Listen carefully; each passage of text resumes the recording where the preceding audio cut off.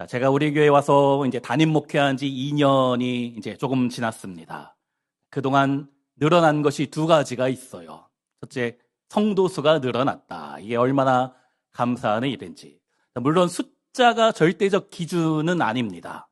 하지만 숫자가 건강한 교회의 척도가 될 수 있어요.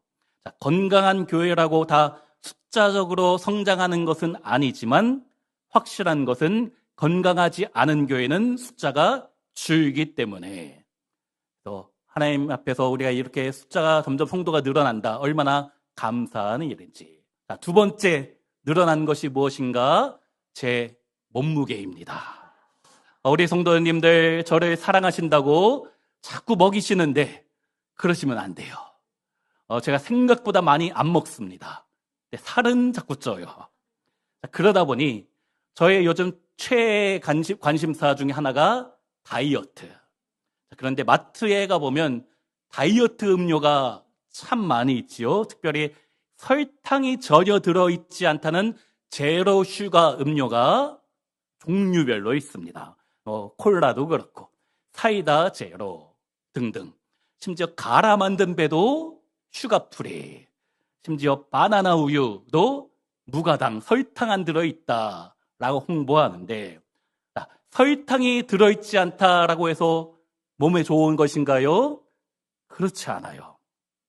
설탕 대신 단맛을 내기 위해서 각종 화학 첨가물을 넣었기 때문에 사실 몸에 더 안 좋습니다. 차라리 설탕이 나아요.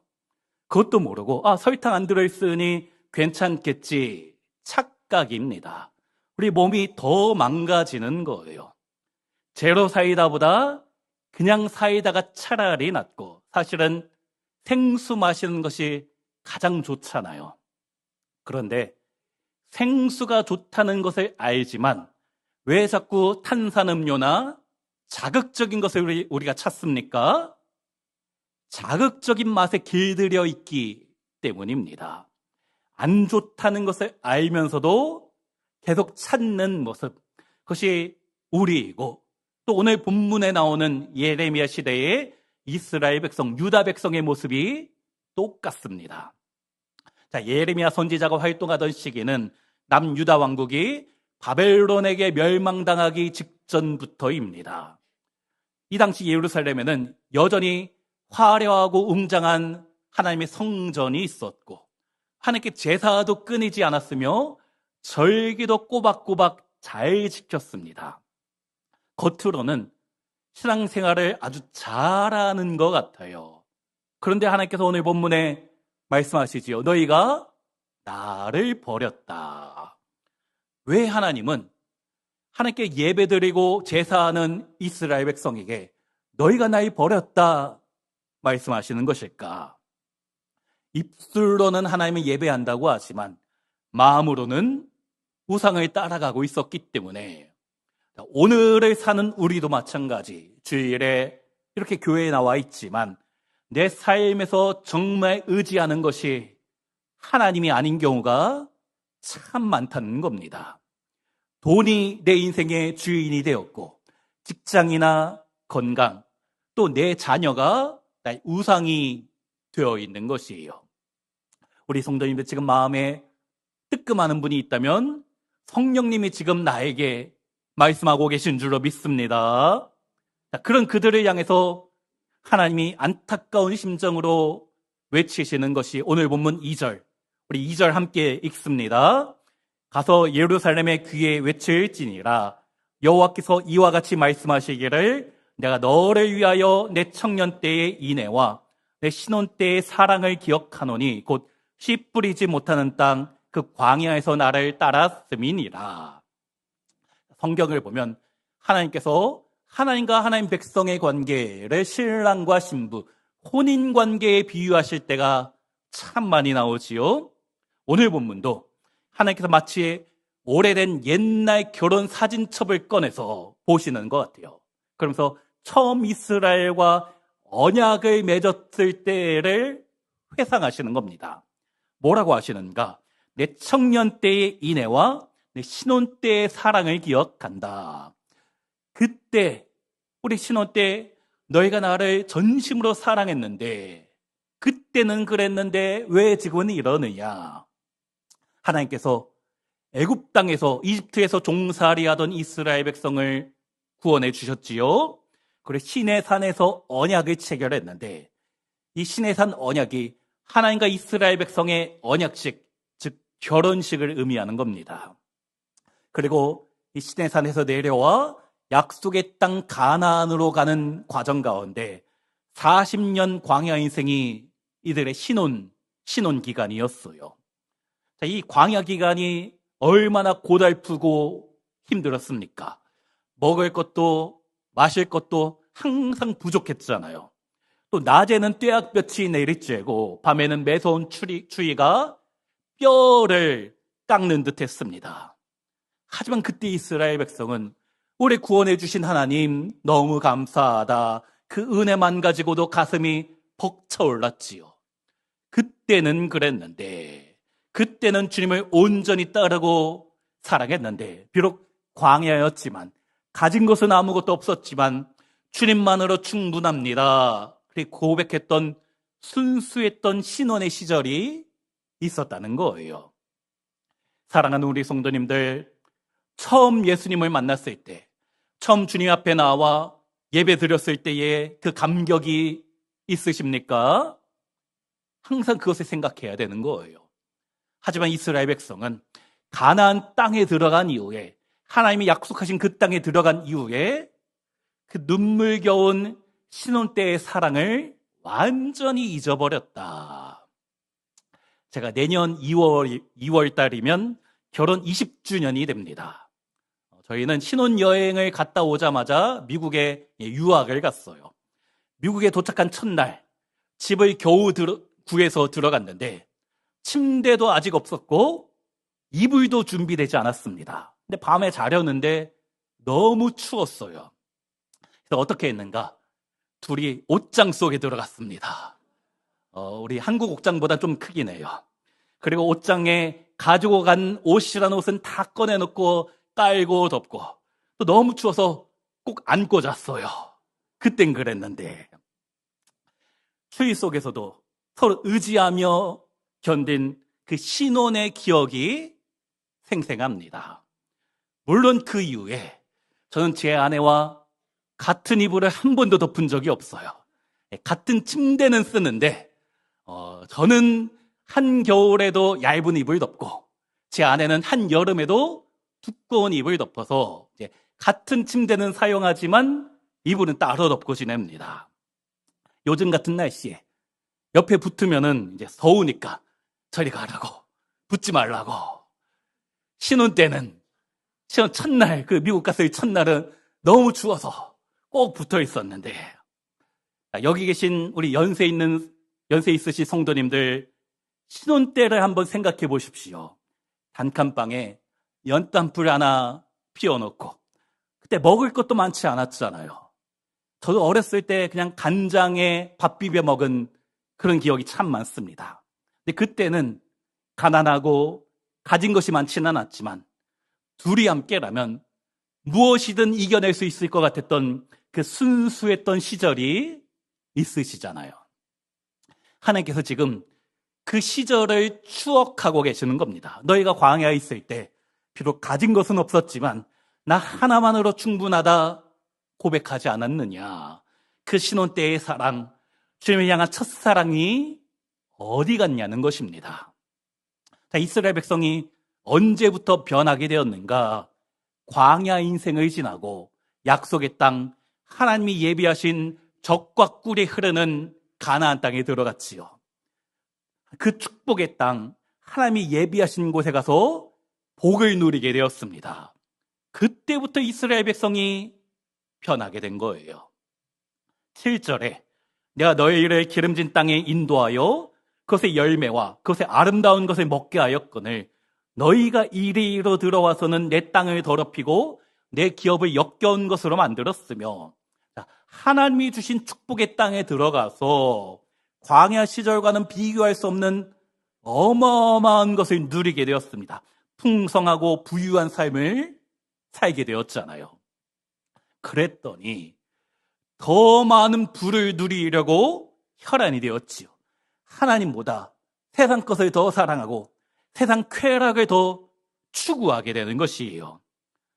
하나님의 은혜로 풍요로움을 경험할수록 하나님이 잊어버리는 이런 역설적인 패턴은 안타깝게도 전 세계 기독교 역사에 똑같이 나타납니다. 제가 전에도 설교 때 이야기했는데 어느 나라나 어느 민족이나 기독교가 들어가고 복음이 들어가면 물질의 복을 받아서 잘 살게 됩니다. 기독교가 들어간 나라와 불교가 들어간 국가를 비교해 보면 알 수 있잖아요. 우리나라도 아무런 소망이 없던 조선 말에 선교사님들 오셔서 교회 세우고 학교 세우고 병원 세웠지요. 그리고 복음을 받아들인 우리 민족이 도박과 방탕, 알코올 중독과 게으름에서 벗어나서 예수 믿는 자답게 정직하게 성실하게 살아보자. 그 결과 자연스럽게 경제적인 부가 쌓이게 되고 교육 수준이 높아지고 생활 수준이 향상되게 되었습니다. 문제는 그 다음이에요.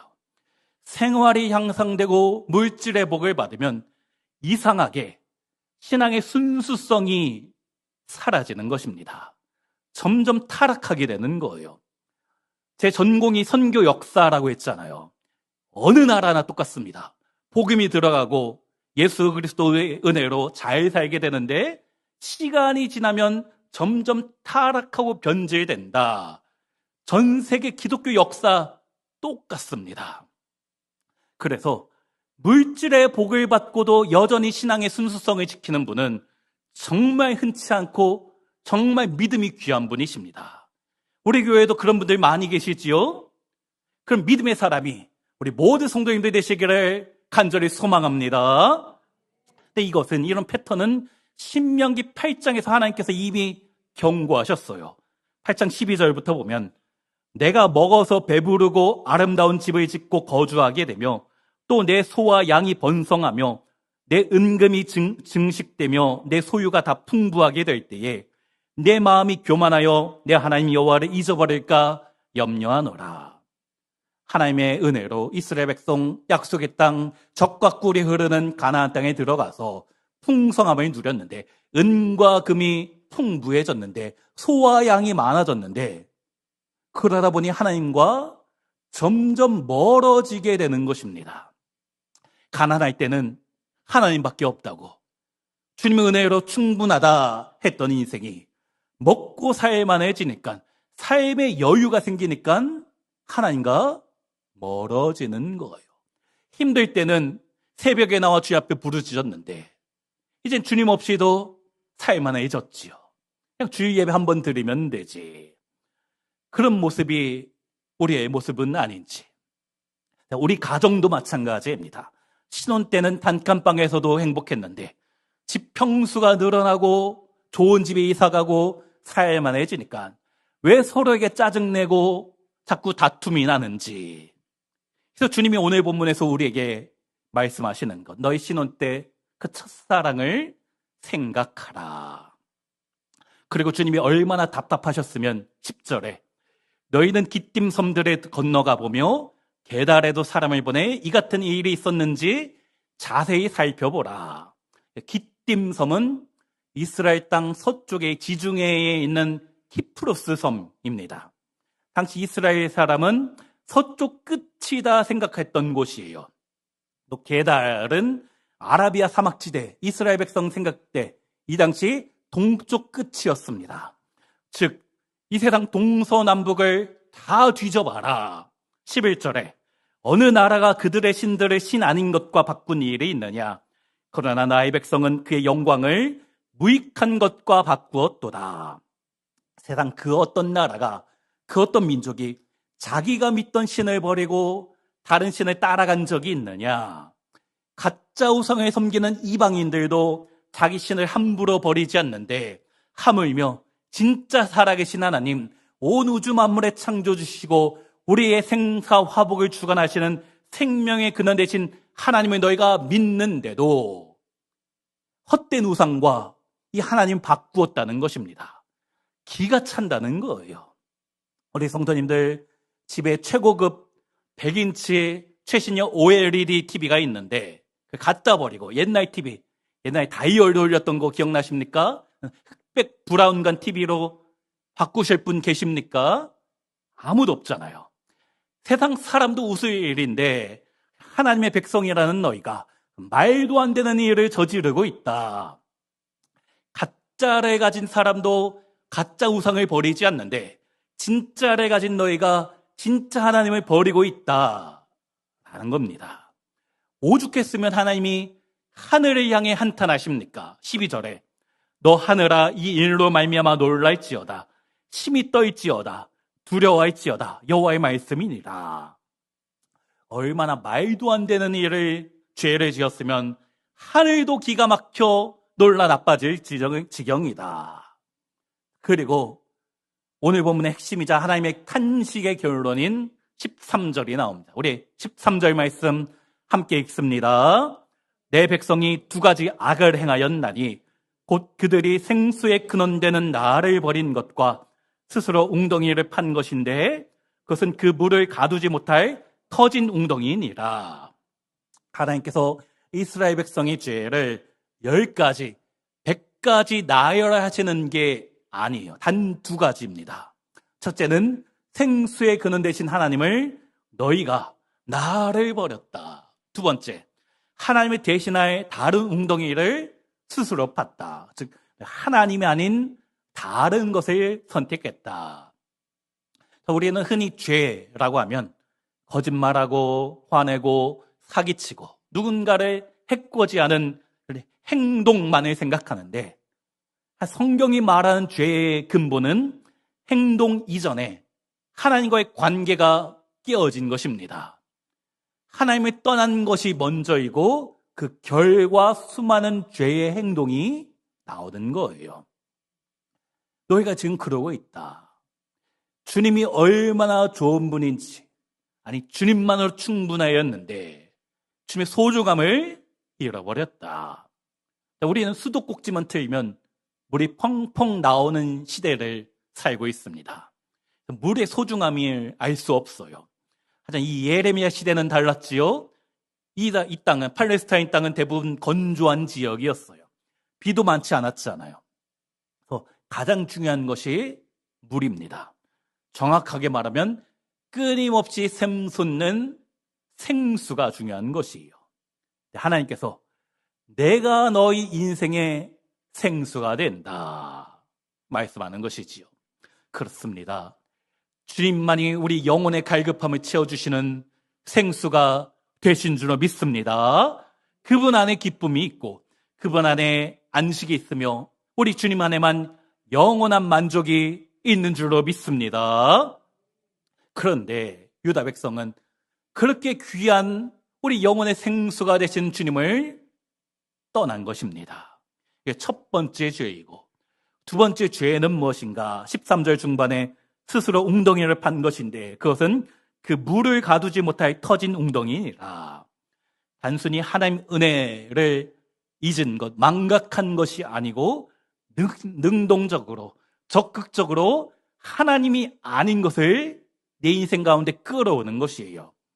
그것이 우상숭배 본질이지요. 이스라엘 백성은 대부분 석회암 지역입니다. 비가 올 때 물을 모아두려고 바위를 파서 지하 저수지, 웅덩이를 만드는데 이 석회암 지형 특성상 바위에 미세한 균열, 금이 가기가 쉬워요. 그러다 보니 처음에는 괜찮았는데 처음에는 물이 많이 고이는 것 같은데 시간 지나면 물이 새나가는 것입니다. 문제는 웅덩이를 판다라는 행위가 게으른 것이 아니에요. 석회암 바위를 판다는 것이 상당한 수고와 정성이 노동이 필요한 것입니다.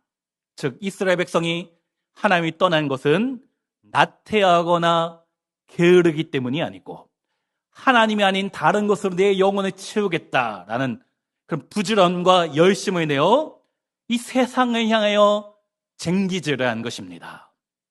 그런데 하나님을 떠난 세상의 헛된 수고의 결과 무엇입니까? 터진 웅덩이, 물을 가두지 못하는 웅덩이일 뿐이다. 돈을 많이 벌면 내 인생의 갈증이 해결되겠지. 자식이 좋은 대학 가고 성공하면 내 삶이 행복해지겠지. 높은 지위에 올라가면 만족하겠지.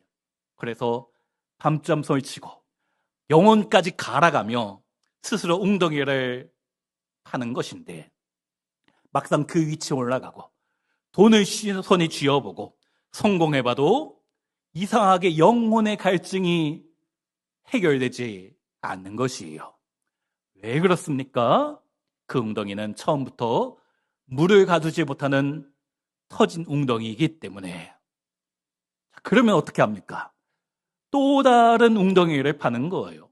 돈으로 안 되니 쾌락을 누려보고, 쾌락으로 안 되니 헛된 명예를 찾아 또 다른 웅덩이를 파는 것이지요. 하지만 생수의 근원 대신 하나님을 떠난 우리 인생, 잠시의 만족과 기쁨은 있지만 참된 만족이 없는 것입니다.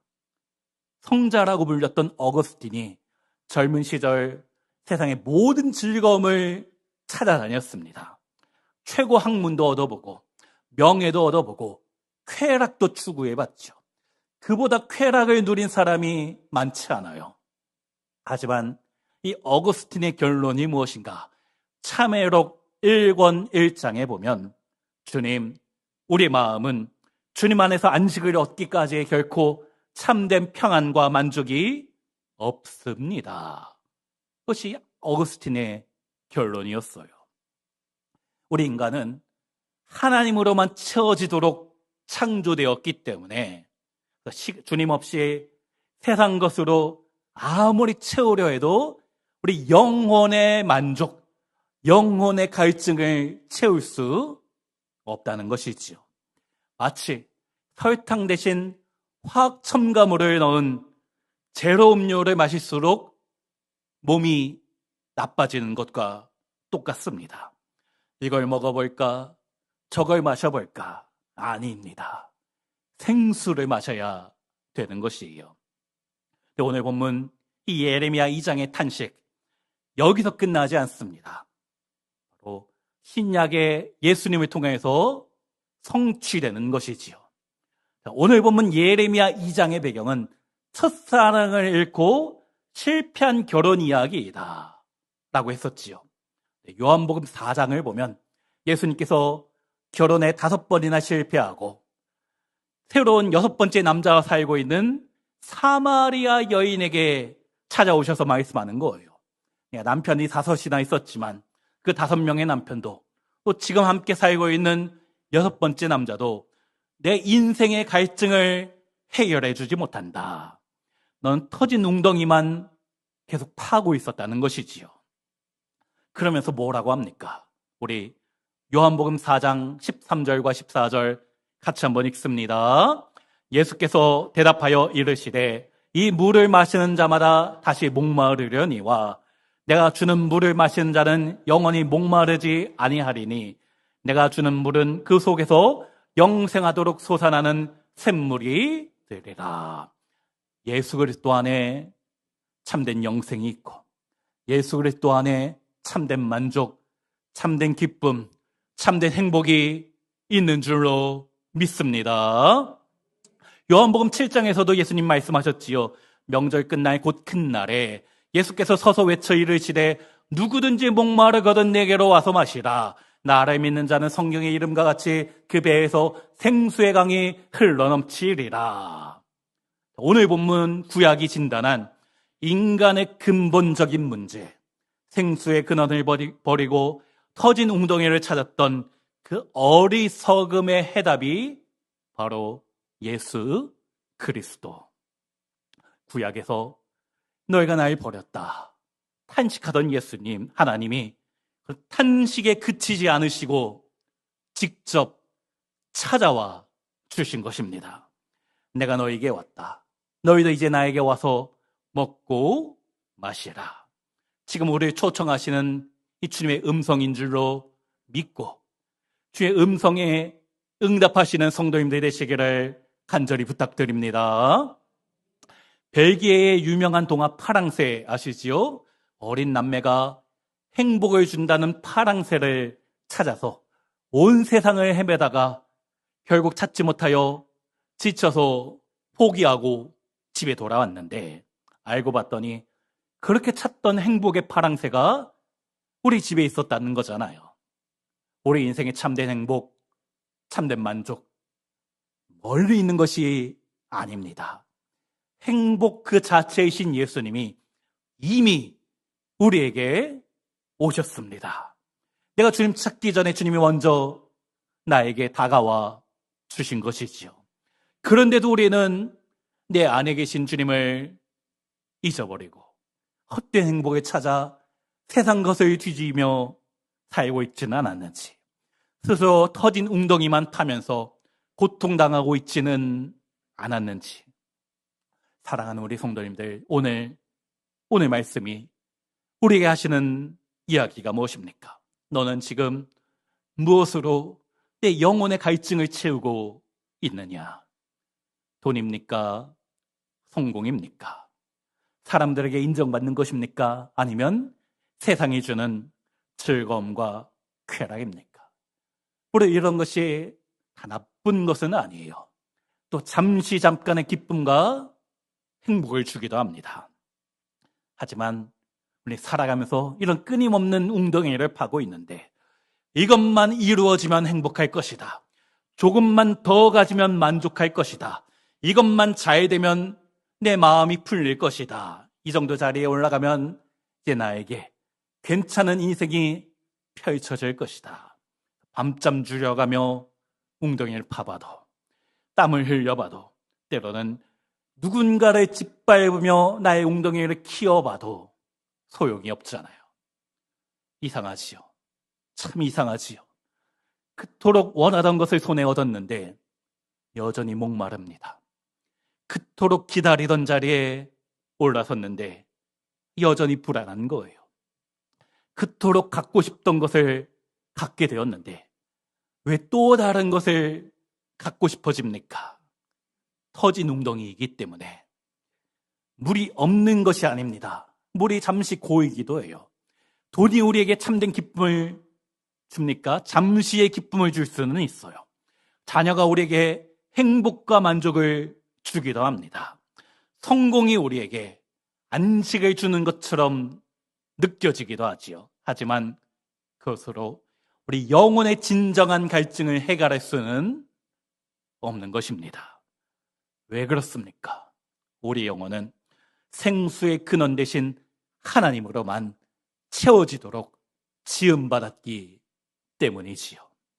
그러므로 사랑하는 우리 성도님들, 내가 내 인생 행복하겠다고 스스로 파내려갔던, 혼자 있었던 그 웅덩이, 그것을 파던 나의 사업을 주님께 내어드리기 바랍니다. 주님이 말씀하십니다. 누구든지 목마르거든 내게로 와서 마시라.